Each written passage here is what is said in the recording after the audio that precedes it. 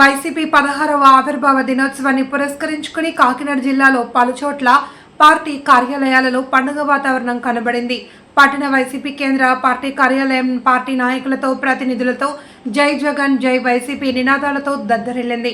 ఈ కార్యక్రమంలో మాజీ ఎమ్మెల్యేలు ద్వారంపూడి, దాడిశెట్టి, మాజీ మంత్రి కన్నాబాబులతో పాటు ఎమ్మెల్సీ, పట్టణ యోజన పార్టీ మహిళలు, నాయకులు పాల్గొని సభనుద్దేశించి మాట్లాడారు. దాడిశెట్టి అధ్యక్షతన జరిగిన సమావేశంలో పలువురు నేతలు పాల్గొన్నారు. మన పార్టీ పర్సెంట్ ఓటేజ్ తోటి నిలబడి తిరుగులేని పార్టీగా మంది రాష్ట్రంలో ఉన్నది. ముఖ్యంగా రాబోయే రోజుల్లో అంటే జరగబోయే సార్వత్రిక ఎన్నికల్లో 29లో ఖచ్చితంగా మనం అధికారంలోకి వస్తాం. మళ్ళీ జగన్మోహన్ రెడ్డి గారు ముఖ్యమంత్రి అవుతారు. మనం పెద్దలు ఒక రిటైర్డ్ పార్టీ ప్రస్థానం మీ అందరికీ తెలిసినదే. 15 సంవత్సరాలు పూర్తి చేసుకుని 16వ సంవత్సరంలో అడుగు పెడుతుంది. ఈ పార్టీ ఆవిర్భావం మన తూర్పుగోదావరి జిల్లాలో ముఖ్యంగా కాకినాడ పార్లమెంట్లో జగ్గంపేటలో జరిగింది.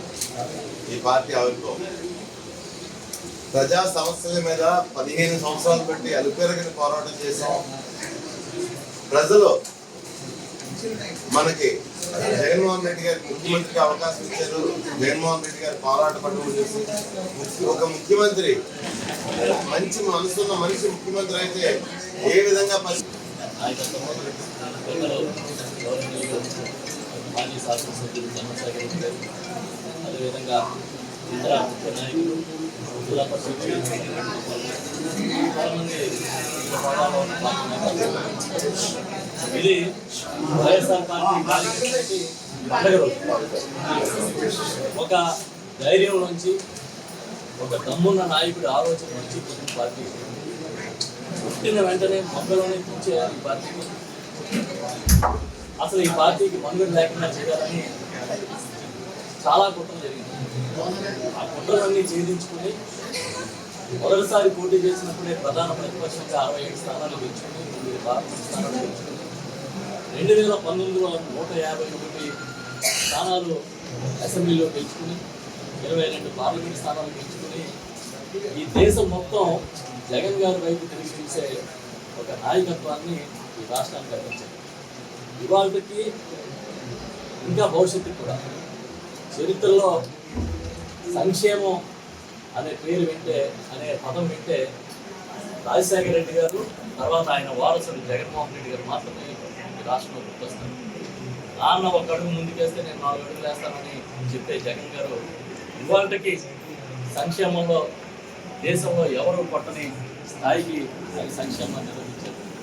అదే కాదు, డీబీటీని, డైరెక్ట్ బెనిఫిట్ ట్రాన్స్ఫర్ని ఒక బటన్ నొక్కి లబ్ధిదారులకి లబ్ధి చేకూర్చే కార్యక్రమాన్ని దేశంలో ప్రారంభించిన తొలి ముఖ్యమంత్రి మన జగన్మోహన్ రెడ్డి గారు.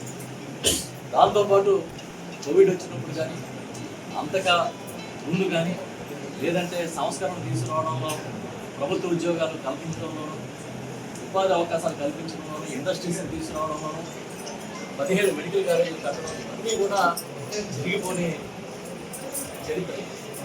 కానీ దురదృష్టం ఏంటంటే 2024లో పేదల పక్షాన్ని నిలబడ్డ వైఎస్ఆర్ పార్టీకి, పెద్దల పక్షాన్ని నిలబడ్డ చంద్రబాబు నాయుడు గారికి పోరాటం జరిగితే చంద్రబాబు అనే ఒక అబద్ధం మనల్ని ఓడించారు.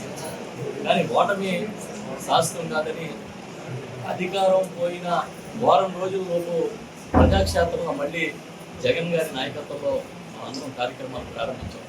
ఆ పోరాట పటిమ, ఆ స్ఫూర్తి ఎప్పటికీ కంటిన్యూ అవుతుందని పర్టికులర్గా కాకినాడ జిల్లాలో మనందరూ కూడా ఒక సంఘటితమైన శక్తిగా పెద్దలందరూ ఉన్న 7 నియోజకవర్గాల్లోని కోఆర్డినేటర్లు కానీ, ముఖ్య నాయకులు కానీ అందరం కూడా కలిసికట్టుగా ఒక టీం వర్క్ చేసి భవిష్యత్తులో వైఎస్ఆర్ పార్టీకి తిరుగులేని శక్తి మన జిల్లాలో ఉంది అని నిరూపించడానికి అందరం కలిసికట్టుగా మనం ముందుకు వెళ్తాం. ఏ కష్టం వచ్చినా ప్రజల పక్షాన్ని నిలబడతాం, ఏ ఇబ్బంది వచ్చినా ప్రజల పక్షాన్ని నిలబడతాం. ఎన్ని కేసులు వచ్చినా కూడా భయపడే ప్రసక్తే లేదు అనేది చెబుతూ జగనన్న నాయకత్వానికి మనం మరొకసారి తిరుగులేని ఆధిపత్యం ఉంది అని నిరూపించే విధంగా ఆయన నాయకత్వానికి మనం కూడా సంపూర్ణమైన మద్దతుగా ఉంటామని ఆవిర్భావ దినోత్సవం రోజు మరొకసారి